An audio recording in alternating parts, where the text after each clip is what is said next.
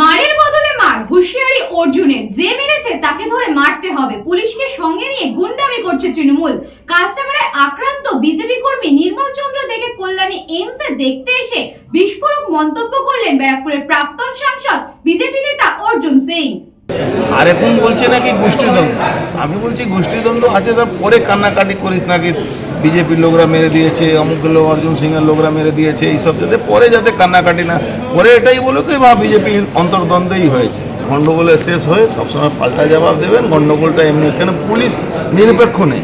Police নিরপেক্ষ থাকুক। আমি ব্যারাকপুরে সবসময় বলি একটা কথা, কি পুলিশ যদি নিরপেক্ষ হয়ে যাবে ব্যারাকপুরে গণ্ডগোল বন্ধ হয়ে যাবে।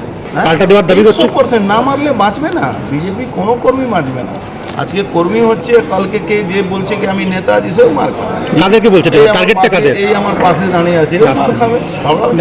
আপনি টার্গেটটা কাদের করছেন? যেরকম মালটা মারিয়েছে, যে মারিয়েছে তাকে ধরে পেটাতে হবে। চিহ্নিত করেছে 100% সিপি বদল হয়ে গেল, তারপরে এরকম। আরে ভাই, ওখানে সিপি বদলাও করো বা যেই করো, যেই আসুন, যদি নিরপেক্ষ না থাকে, আমি কেন বলছি কি পাল্টা জবাব না দিলে বাঁচতে পারে?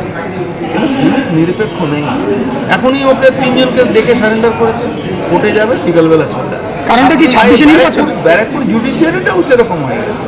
ওখান থেকে নবান্ন থেকে ফোন আসছে, ব্যারাকপুর জুডিশিয়ারি সেরকম। আর তৃণমূল গুন্ডামি করবে, পুলিশকে সঙ্গে নিয়ে করবে, পুলিশের তত্ত্বাবধানে করবে।